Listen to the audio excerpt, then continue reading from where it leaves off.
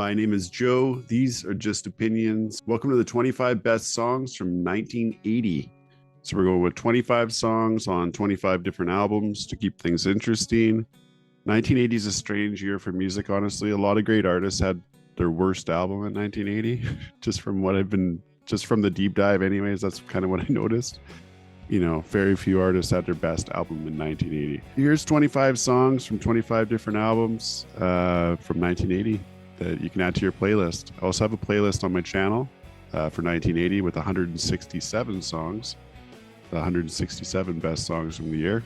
So if you want to check that out, go ahead, head on over to my YouTube channel, Joepinionated, or to YouTube Music. I highly suggest getting YouTube Premium. Okay, a couple runner-ups for the top 25 songs 1980. Bob Seger, Against the Wind. Kate Bush, Babushka. Babushka. Merle Haggard, I Think I'll Just Stay Here and Drink. And White Snake, Sweet Talker. That White Snake album was actually a bit of a surprise to me. It was a lot better than I thought it was going to be. Number 25 best songs from 1980. Number 25, going with Gordon Lightfoot. Sea of Tranquility. 1980, Gordon Lightfoot's album was called Dream Street Rose. And I think Sea of Tranquility is the best song off it, personally. I also really enjoyed the title track off this album from Canadian folk legend, contemporary folk singer, Gordon Lightfoot. Rest in peace, Gord. Number 24, a little opposite end of the spectrum here, Sugar Hill Gang, the song Rapper's Delight. Credited as being one of the first rap songs to really go global. The Sugar Hill Gang, more or less a one-hit wonder, and this is the type of rap that was going on at the time, where it's kind of more of a disco song, and the DJ just kind of rhyming over the beat. Hip hop, hip hippity the hip hop, you don't stop. You got to give it up for Rapper's Delight. 1980, basically the birth of hip hop. Up next, from Zombies, they're a Spanish new wave band, Zombies, from their album Extraños Jugos. I'm going with the track Contacto en Zurich. So meet me in Zurich, or let's talk in Zurich. Contacto en Zurich. This album was a new listen for me when I did the deep dive for 1980, and one of the best new listens for me for 1980 easily. This just very creative. I believe this was actually recorded at Abbey Road Studios, and it's got some intricate melodies, some progressive rock, some Latin rock, experimental, psychedelic, all over the map kind of stuff I normally gravitate towards. This one's great. Zombies. Contacto en Zurich. Number 22 comes from Stevie Wonder from his 1980 album Hotter Than July. I'm going with the song Do Like You. This album is, great start to finish. I think that Stevie Wonder is great from 1970 to 1980. And this is clearly his prime. And in the middle of that is even, more his prime. But Hotter Than July is a fantastic record. And I'm a big Stevie fan. There's Stevie episodes on this channel. Check them out. One of the greatest musicians in American history, period. Stevie Wonder. And this album is funky as all hell and sounds amazing and sounds great on wax and lots of great political themes. And number 21, I'm going with the Rolling Stones, their song Emotional Rescue. This is their title track from their 1980 album, Emotional Rescue. This one also has She's So Cold, Dance, Send It To Me. A lot of great, this is more of a pop rock album. The 1980 album from the Stones sounds great. Emotional Rescue is, it's a classic song, one of 50 from the Rolling Stones.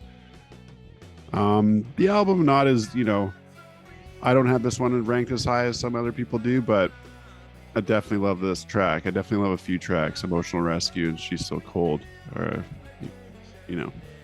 contenders for this top 25 ranking, and Emotional Rescue comes in at number 21. Okay, number 20 comes from Parliament, 1980. So this is kind of like the end of the golden era of Parliament, Funkadelic, P-Funk. The song I'm going with is Trombitulation. Trombitulation. This album has Bootsy on it, Bernie Worrell, George Clinton. I believe it was recorded in Detroit. Yeah, love P-Funk, especially, obviously mid 70s Parliament, George Clinton. I love this stuff. And Trombitulation is a great track. And it comes from, I'm pretty sure that's the name of the album as well. Like these guys. Yeah, that's the name of the album as well. Song number 19, 25 Best from 1980. I'm going with the Sparks song, Stereo from Sparks. As a synth pop, new wave, art rock band, Sparks. A lot of this new wave stuff kind of sounds like the Cars. They got a few other new wave albums. 1980 is really, prime time for new wave. This is kind of when the new wave was happening. And Sparks, what a great album. I think it's called Terminal Jive from 1980. Love the song Stereo. I like quite a few tracks off this album. When I'm With You and Just Because You Love Me. Sparks, Stereo, number 19. Number 18 comes from Terry Allen. The song is The Night Cafe. Terry Allen is outlaw country, progressive country artist, songwriter extraordinaire in the same ilk as Billy Joe Shaver, if you're familiar who that is. Kind of like the birth of drive-by truckers, that sort of sound. Terry Allen's great. Really, kind of more in I guess kind of in the Graham Parsons category. Graham Parsons, sorry. Anyways, this album starts out with a tribute to Lowell George called The Heart of California. And that's what caught my attention initially. And listen to the whole album.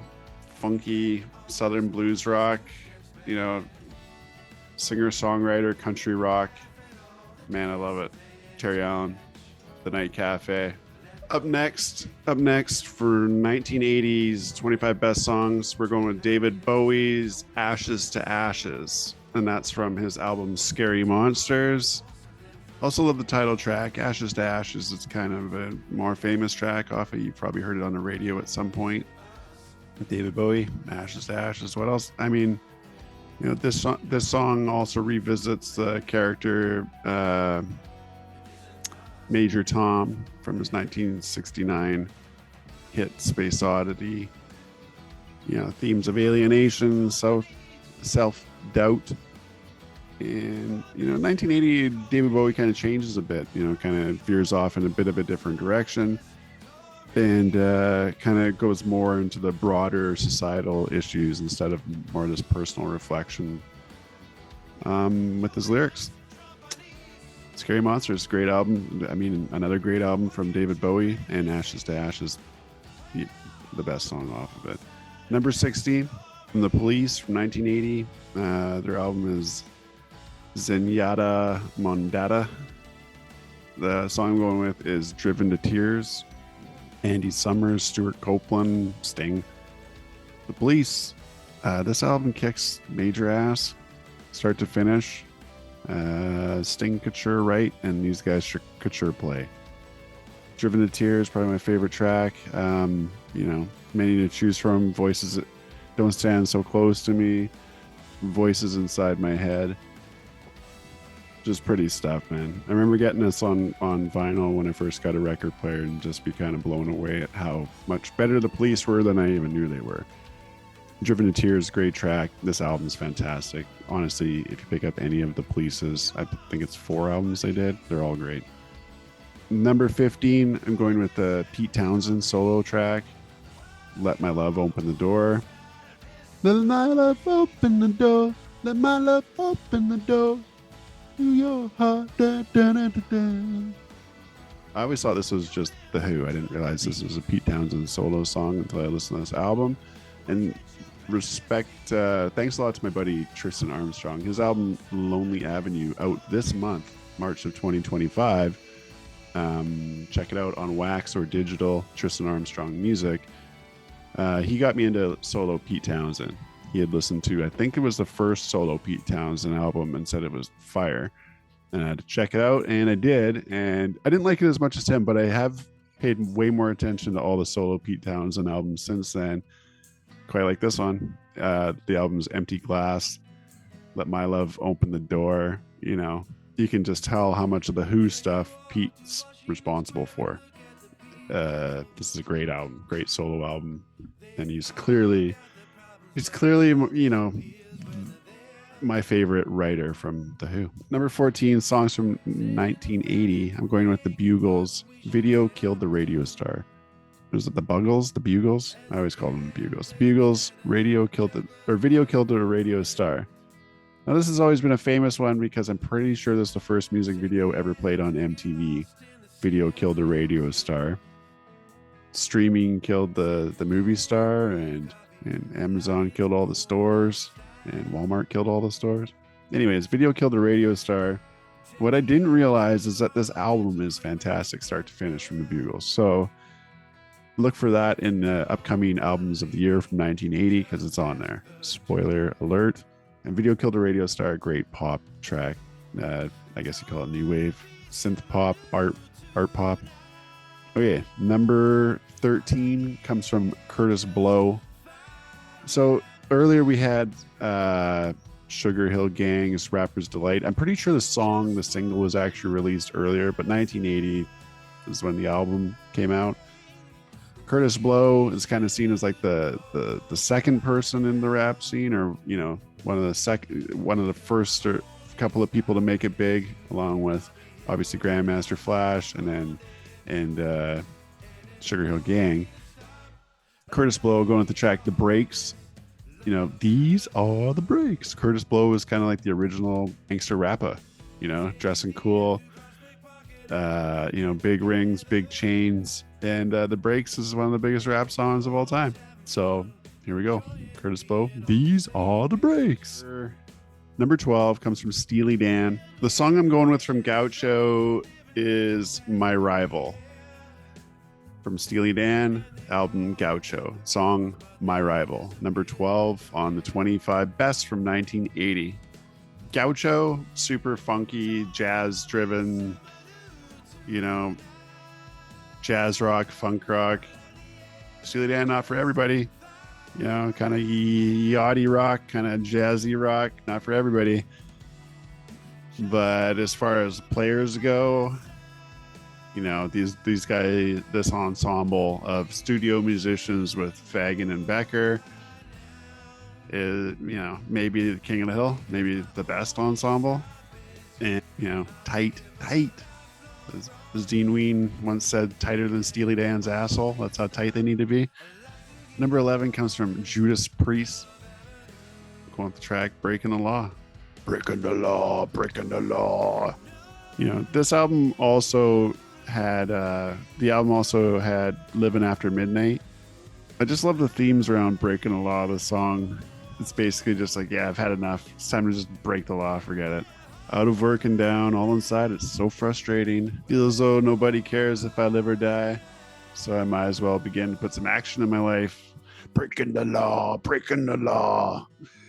It's heavy metal, it's hard rock, you know, it's obviously a lot of punk inspirations as well. Number 10, going with Talking Heads, Once in a Lifetime. This is off their album Remains in Light. I really like the first couple tracks, Born Under Punches and Cross-Eyed and Painless. But Once in a Lifetime, I mean, this is a pretty epic, you know, big important song from Talking Heads. You know, David Byrne's delivery is just so offbeat and quirky throughout this track and many of their great tracks. And yeah, the phrasing, the timing this guy has is impeccable, and the band is fantastic. Talking Heads, Once in a Lifetime.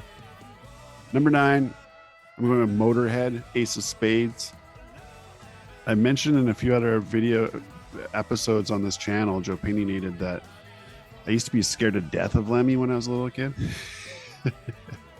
I just this the video for this and pretty much every other Motörhead song just scared the crap out of me. I thought like I was, like I don't know. I thought I was like joining a cult just by watching these videos. And the Ace of Spades, this the whole like volume 11 thing. And Lemmy's kind of like a little guy and he's just got the guitar and it's just looks so massive on him. The big bass guitars. Like I'm sure if you put it beside him on the ground, like he's the same height as that thing. I didn't realize that. I remember watching the video when I was a kid, just thinking that Lemmy was like, could beat up Andre the Giant or something like that. Just, anyways, freaked the hell out of me. Love Motorhead. Love, obviously, Ace of Spades is their biggest track. And this album is just full of songs that sound exactly like the Ace of Spades, and it rocks. All right, number 8 comes from Sir Paul McCartney, and his album in 1980 was Paul McCartney 2 or McCartney 2. And the track I'm going with is Temporary Secretary. This is kind of a divisive album because Paul McCartney made a new wave synth pop album. It's electronic.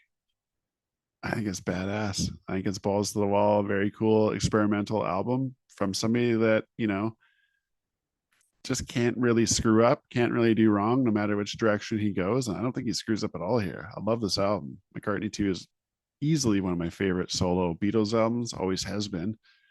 And Temporary Secretary, great stuff. Obviously I'm a big Ween fan. Ween comes up many times in these episodes, and there's many episodes on Ween on this channel. And I guarantee they love this album. That's all I gotta say about that. I guarantee they love this album. It's so up, the same avenue of a lot of Ween crazy stuff. Awesome job, Paul McCartney. Great album, 1980. I mean, you definitely changed with the times on this one. Number 7 comes from Devo, and the track I'm going with is Girl You Want. I'm also a big Devo fan.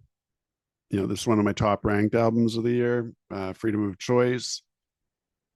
It's got lots of great songs on it. Girl You Want just happens to be my favorite. I think this one has Whip It on it as well, right? Yeah, this one has Whip It on it. Snowball, It's Not Right. They're super fun. Like say, that's another divisive band. Devo. Girl You Want. Okay, number 6. It's the title track from Neil Young's 1980 album, Hawks and Doves. Hawks and Doves, kind of actually my favorite Neil album from the 80s. It's 1980, so that doesn't bode well, I guess, for the 80s. But yeah, one of my favorite Neil albums and one of my favorite Neil songs. Obviously dedicated to a friend of mine, passed away last year. This is one of his favorite tracks as well. I've carried it with me for many years. Ain't getting old, ain't getting younger though. Just getting used to the lay of the land. I ain't tongue tied, just ain't got nothing to say. Proud to be living in the USA. Got people here down on their knees and praying. Hawks and doves are circling in the rain. Got rock and roll, got country music playing. If you hate us, you just don't know what you're saying. Sorry. Number 5 comes from Tom Waits from Heart Attack and Vine, his 1980 album. His biggest song, Jersey Girl. I believe this song was sort of like a contractual obligation kind of this album was a bit of a rushed one. And I think that Tom actually plays most of the guitars on this album, Heart Attack and Vine. I've got a few Tom episodes on this channel, Tom Waits. I'm a huge fan. Jersey Girl, probably his biggest song. I'm guessing. This is right around the time he hooked up with his wife and started kind of going in a different direction, really. More into the whole Captain Beefheart sound and a bit more pirate rock thing going on there. Jersey Girl, just about a man's devotion to his girlfriend. He's in love with the Jersey Girl. Cool track. If you don't know Tom, this is certainly a great introduction to Tom. And, you can either turn up the intensity or turn it down. Tom's got hundreds of songs to choose from. Number 4, I'm going with Ozzy Osbourne. From Ozzy's, in my opinion, greatest solo album, Blizzard of Oz, 1980. The song I'm going with is Suicide Solution. Many to choose from the album. I Don't Know, Mr. Crowley, Crazy Train. This album's awesome. And yeah, my favorite Ozzy solo album, and I don't think I'm alone on that at all. The track's somewhat controversial, of course, the title of the track, and but I think it's actually one of Ozzy's very best, if not his very best song as a solo artist. Ozzy, a lot of Ozzy's lyrics in these songs, people might just think it's like shock rock thing or something like that. They're incredibly deep, great, well thought out lyrics. Ozzy's the most important person in heavy metal history, period. I don't think that anybody else stands a chance. I think it's Ozzy. And here it is, heavy metal hard rock album. And his former bandmates in Black Sabbath are with Dio at this point, and Dio's putting out great stuff with Black Sabbath as well. Ozzy's with Randy Rhoads in the early 80s, and Randy, probably my favorite of Ozzy's guitar players as well. I'm a homer for the Ozzy 80s years, and obviously Blizzard of Oz, great album, and this is one of my favorite tracks, so there you go. Number 3 comes from country music legend George Jones, and the song He Stopped Loving Her Today. This is off the album I Am What I Am from George Jones. Now, when I grew up, I couldn't stand George Jones. Here's this guy with this perfect hairdo, and everybody loves him. I used to love watching the old late night gonna sell you a Ronco food dehydrator, that sort of stuff, infomercials. And they used to also have infomercials for country music, or where they're selling compilation records. And I used to love watching those things. I'd pick up a lot of different music, and you really had no way of hearing music at that point unless you went and got it from the library, purchased it. I didn't have any money, or watched it on music videos. And that was or listen to it on the radio. I used to watch a ton of music videos and country music television as well, because Much Music, which was our MTV up here in Canada, wasn't always firing on all cylinders. So I wasn't necessarily going to watch certain episodes or certain genres of music that just didn't have a lot of interest in. I did like country at this point, and sorry, not 1980, but I'd watch a lot of the country music CMT channel here in Canada too, just because I love the music videos, and George Jones is always on there, and I couldn't stand the guy. Fast forward many years later, watching Tales from the Tour Bus from Mike Judge. Thank you, Mike Judge, because it just turned me around on so many different country artists that I kind of put to bed and thought I just didn't like. That series put me over the edge for George Jones and Tammy and Waylon Jennings and Johnny Paycheck and Billy Joe Shaver and all that. So thank you, Mike Judge. And thank you, George Jones, for having one of the greatest voices in music history. And He Stopped Loving Her Today is a great track. Kind of, one last hurrah from George, effortless singer.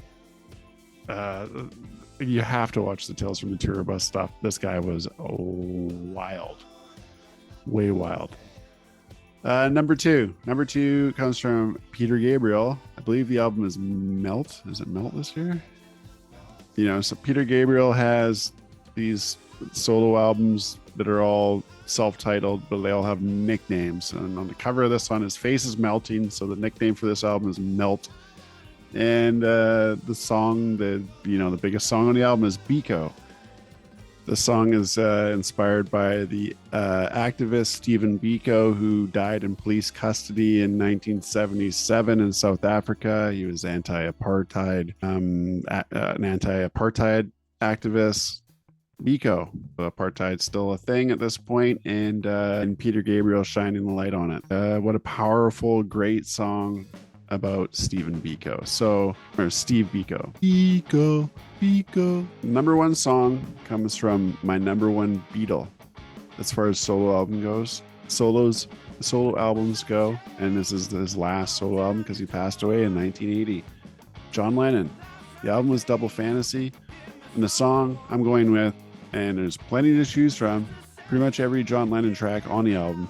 The song I'm going with is Watching the Wheels. It's between that and Starting Over, just like Starting Over, Beautiful Boy, I'm Losing You, Woman. Fantastic songs. What a tragedy, of course, that John Lennon passed away in 1980, especially after taking 5 years off and being with Sean and Yoko and kind of, settling into himself and taking it easy on the drugs and partying and all that stuff.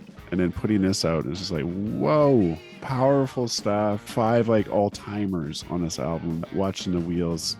People think I'm crazy, dreaming my life away. Miss that legend, and that does it. John Lennon, love the guy. I realized earlier this year, I always thought that John Lennon was my favorite Beatle, and I think that Paul is actually my favorite when it comes to Beatles songs, and John is certainly my favorite when it comes to solo work. But this year, Paul and John both had amazing albums. And that's it. That wraps up 25 best songs from 1980.